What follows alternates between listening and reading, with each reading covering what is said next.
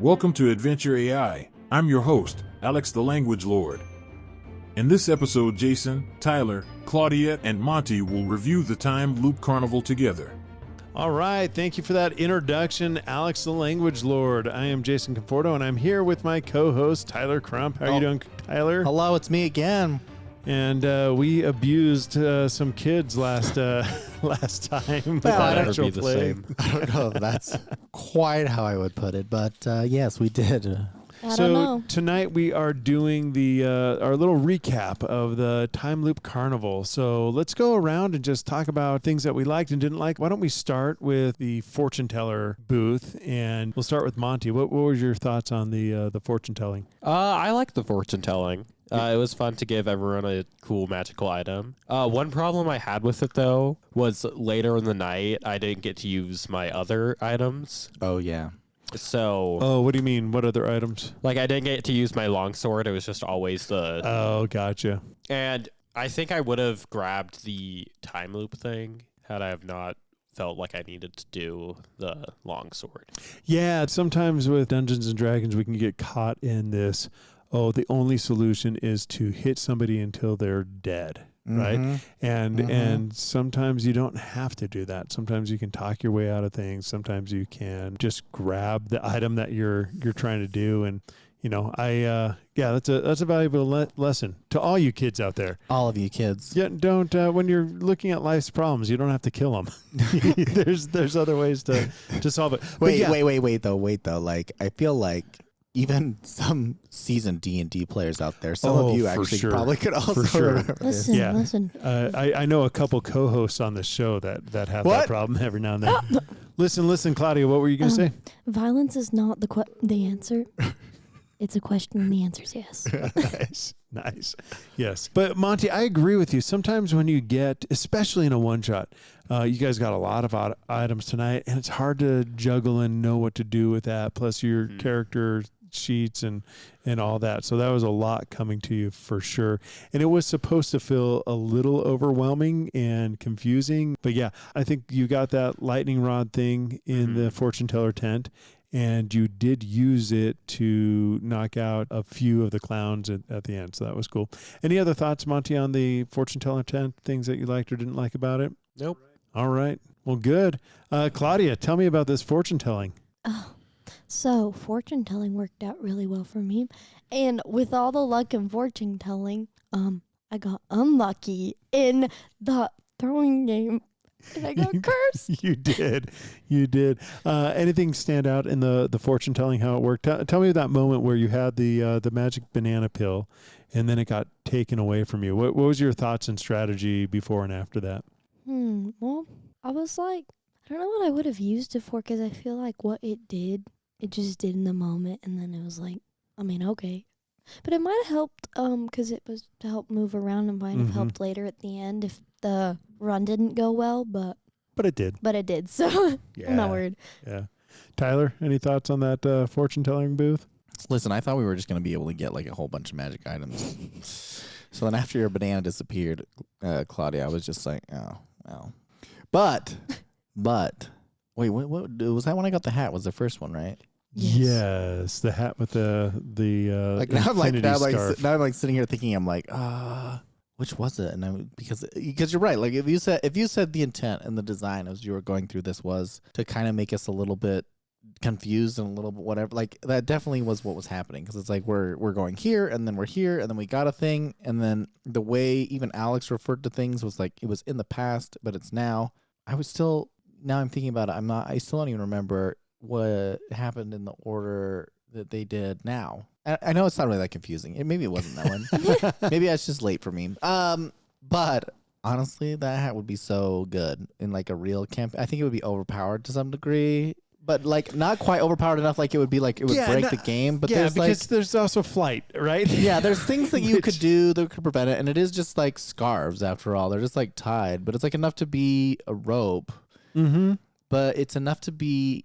I don't know. I'm like thinking I was thinking you guys might have used the rope to like try to surround all the clowns and do that kind of shenanigans. So when we were playing, I did say that I had like the beginnings of an interesting solution, and it was around the hat with the rope, and I was like, oh well, maybe we can restrain the gesture, maybe we could do something like this. But it didn't come to pass. We were able to figure it out beforehand, and I didn't quite figure out a mechanism of doing it. But man, honestly, I think that would be an awesome, like, wondrous item. Yeah. Like a magician's hat that just has a whole, and maybe to like put some constraints around it, as opposed to like making it be unlimited, but like still making it like wondrously long. Like, oh, you can create a length of scarf up to 1,000 feet or something. Like that's enough that it would be like crazy. And I do like, but, I like not out of the control. infinite though, because then you could like cut off and leave behind or whatever. Oh, if it was 1,000, yes. you'd want it like a measuring tape where it's sucked back in. Oh no, or maybe like it could produce up to 1,000 feet per day or something like that. Then it's like, I don't know. My concern is like being able to just like have something that just like pulls on it for eternity and then just create this endless amount of rope. Players get really creative, so I'd have to put some limit on it. Anyway, I honestly think like a magic item like that would just be super cool. I also like that Alex just made that up, right? Yeah. Like it's cool to see what kind of magic items they can come with, and That was my whatnot. thought. That was my big thought. Awesome. All right, we're going to go the other way around and talk about the bottle toss. So let's toss that to. Actually, no, we'll just start with Claudia, and then we'll do the last round with Tyler going first. So Claudia, tell us about the bottle toss game. What'd you like or hate about that game? We started, and you were talking about I don't even remember what it was, but how Tyler had my dad. Your dad.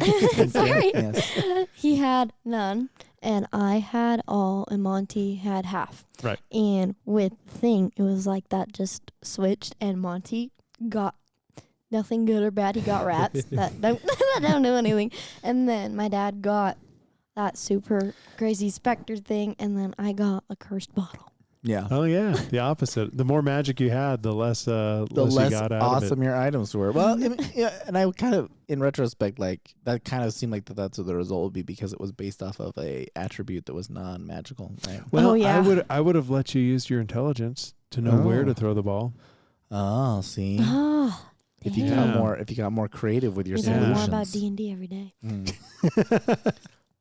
So cool, Tyler. The bottle toss. Yeah, so I feel like I did have an advantage because we were thinking within the box instead of out of the box about using dexterity. So I did get that. The scepter was cool though, also in the same sense that Alex just made that one up too. We got that item from there. I liked, depending on how well you did, it seemed to have a direct effect on how good your item was. That was kind of nice. And then the Madam Mysterious showing back up out of nowhere was kind of funny. All right, Monty, tell me what do you think of the bottle toss encounter? I liked it. I thought it was funny that I got 2 rats. I know. How should strange name is them. that? I feel like he just made the same text but deleted mini. I wonder if there was if Alex had some confusion between mini circuit and circuit. So that could have been part of it, because it might have been like, oh, just do the same thing but rewrite it again. Although something similar happened between mini circuit and Eric, where the same wizard appeared and both gave you a top hat, and then we're like, oh no, it's just the same thing, and then it was a completely ended up being a completely different top hat. Yeah. So, I wonder if the mini rat comes from the rat, like mini circuit comes from your arm. yeah. It's like the rat's tail. The rat has a mini Oh my rat gosh. tail. Yeah. Just so you know, for the bottle toss, I tried to program Alex a little bit, but it's not like programming a computer, right? Because I gave it the rules. I was like, if you roll a 20, this happens, and all the way down. And so it had the exact numbers. And so then I would test it and be like, okay, Eric rolled an 18, a 12, and a 3, right? Which would knock down, 3 bottles? Sure. Something like that. And it would be like, Eric knocked down 7 bottles, or Eric knocked down 6 bottles. And it's like, where are you getting these numbers? like, why are you making up stuff? So I stopped doing it that way, because I was hoping I could just type in the 3 numbers with a name, and it would it would be more programmatic in terms of adding them up. But it doesn't work because it doesn't do math. It does like these are approximately the numbers that we talked about, and that's good enough. Yeah, so. I feel like what my experience with ChatGPT is like, it will do math right explicitly within the same context of a query. But to have it like remember rules and have those rules be consistent and then having you apply them later on in another query in the future. That's what you did, right? And it just doesn't work. Yeah, it doesn't work. Maybe in a more advanced version of it might. But I think so, and it should remember things more in the future. I also gave it rules for like how to do the fortune telling fortunes, right? And then it would break the rules, and so finally I was like. What were the rules? Well, first I said, hey, if I were to write rules to tell you how to play the game, what rules would you? And so it wrote me the rules to tell it how to play the game and to remind it how to play. And then when it would mess up on the rules, I'd say, hey, you messed up on rule number 4. Rewrite rule number 4 so you don't do this. And so it'd rewrite the rules and do that. So interesting. Did it work? Rules, yeah, it worked okay. It worked-ish. Okay, when a player wants to know their future, here are the rules you need to follow. 1, start out by saying, as Madame Mystica looks into her crystal ball, she sees, and I did that because like every time it'd be like, Eric enters the tent and looks around and see, like it's like setting up this big thing. It's like, no. I just start from there. So I had that. I said, keep the fortune silly and fun. The fortunes need to come to pass immediately, which it struggled with that. Like in the examples, it would say like this, the duck of doom is in your future. And then this duck would fly into the room and like attack you or something. And it was working really good. And then tonight it kind of just fell apart into like this like obscure, like seeing visions of the stuff in the crystal ball. I was like, I don't have time to figure out how to make this work live. But rule number 4 is where it got complicated, where it wrote it and then wrote it again, and it got longer and longer and longer. So the first 3 were real short. The 4th one was, each fortune must include a funny, positive, or negative consequence related to the Dungeons & Dragons gameplay. This consequence should impact the player's stats or abilities in a humorous way, such as altering their armor class, hit points, granting advantage or disadvantage on rolls, modifying spell slots, or adding or subtracting from attack rolls. Ensure that each of the fortunes is unique and different, never repeating the same fortune twice. Right? Oh. So when it did the hat again, I was like, and then it like pulled out for a win for a second there. So interesting. I think it felt like every negative consequence we got was just like disadvantage on or right, and everything came with a negative or positive. So it needs a little bit of work. I think if I had a page dedicated to just that, right? Because I was running multiple, like its own thread. Yeah, its own thread. It would have done a lot better, but I didn't do it that way. Yeah. No. So anyway, yeah, going back to the bottles, that I just changed to. I figured out what they got, and so when Claudia got 0, I was like, give Ziggy a cursed item and give me the stats. And when Tyler got his awesome item, I said, me an awesome magic item and the stats. And when Monty his both times, I said, give me a pointless item. So it was your fault. So it, but I wanted to see, I was going to just come up with like a cool item if you got like 6 or something like that. Like, and it didn't have to be magical. And if he made it magical, so be it. All right, let's move on to the big top. Oh, What'd you guys think of the climax there? Here's my thoughts right out. I thought that after a few of the things that had happened before, that we were trying to make this kind of like fun and kind of light because, we're playing with children. wow. I know. But once we got into there and it was like we're surrounded by clowns and they're going to turn us into clowns and we may be permanently like these like hollow shells of like clown slaves, I was like, this is a horror film. That's what I thought. I was like, this is like actually like moderately scary, especially after Ziggy got hit a couple times and it was like, oh, now she's like, her consequences weren't that she had like a modifier change or whatever, but she was like literally changing into a clown. And I was like, this is bad. Yeah. I wanted to feel like, what's that island in Pinocchio? Oh, yes, where they turn them into animals. Yeah, or where whatever. they turn into donkeys. They turn the children into donkeys. Yeah. Percy Jackson. Fantasy Island. Fantasy Island? I don't know. Yeah, I think that's what it's called. Sure. But anyway, I wanted that feel that they're going to be slowly turning into stuff. So, Monty, what did you think about the big top fight at the end? I liked all the clowns and how they were just like there were a lot of them, and I thought that they'd be really hard to fight, and that we'd have to manually do every single one of them.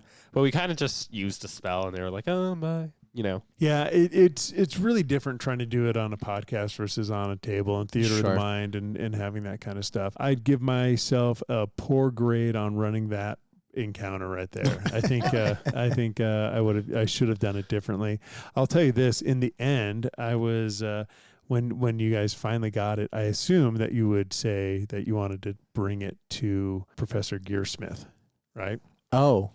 And then I was going to have Professor Gearsmith actually show up in Major Circuit, which was going to be a giant version of Circuit. Maybe and Circuit it was going to lift up arm. the tent top and without an arm, and Circuit was going to be Major Circuit's arm, and the little chrono engine was going to go inside Major Circuit. So That's like almost cooler, but then Theric would still be dead. So. but Theric would still be dead. So good job bringing Theric back to life. And my That was brother. awesome. And then also I was going to have the instead of bringing Eric back to life, I was going to have all the clowns get restored. But I think you did.